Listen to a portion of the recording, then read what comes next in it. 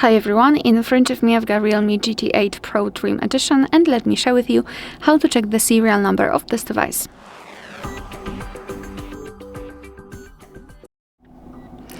So let's start with a quick code. We have to open the dialer, tap on the keypad and enter the code, which is *##06#.